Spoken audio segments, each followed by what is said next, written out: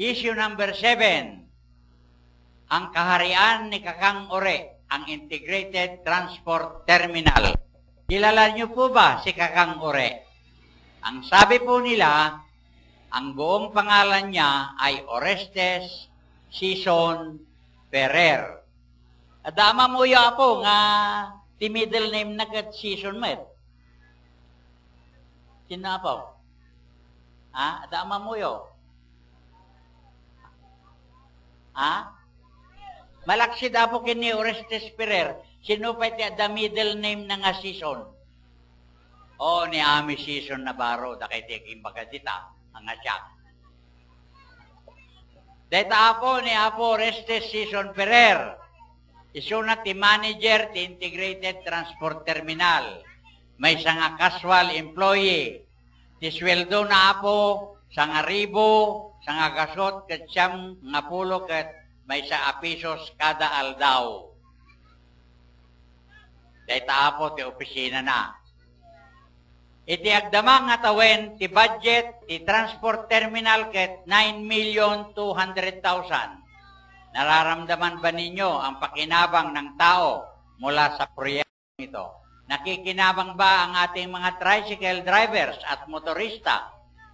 Feel ba ito ng mga pasahero?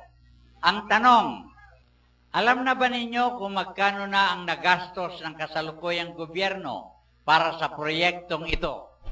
Ay, kitain nyo po. May samay-sain tayo. 2005, may isang resolusyon, kendwa nga ordinansa, at nakabatugan ng kantidad. 2006, may isang resolusyon man yan, kendwa nga ordinansa, at damang kabatugan ng kantidad. 2007, may isang supplemental budget, ken may isang ordinansa. 2008, may isang ordinansa, kastaunay, tinay sirrekda. So, matutala po, aming nga nagastos, sigundag iti dokumento nga nakita yo, 212 million plus pesos.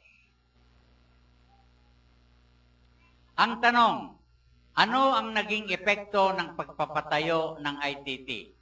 Dahil dito, sa pilitang isinara ng lokal na pamahalaan ang mga maliliit na transport terminals. Hinarangan ng lalagyan ng basura, ang iba na may tinambakan ng lumang gulong at graba. Hindi ba nakakaawa sila? Sa ginawang sapilitang pagpapasara, mga green boys ni Kakang Ore ang bida. Dahil sa Madyosan Terminal Apo, kat ada jaylaang likudan, tibalay ni Mayor, jay Centro East. Kamay na bakal ang pinairal laban sa interes ng mamamayang makapaghanap buhay. Samantalang ang malalaking kumpanya ng bus ay hindi nila ginalaw. Florida, Victory Liner, Baliwag Transit. So makikita po natin mukhang may tinitingnan at may tinititigan. Maliliit lang yata ang kayang kipitin ng lokal na pamahalaan. Noong magbukas ang ITT o Transport Terminal, ang sabi po nila bawal ang mga nagtitinda ng tubig, mani, kakanin.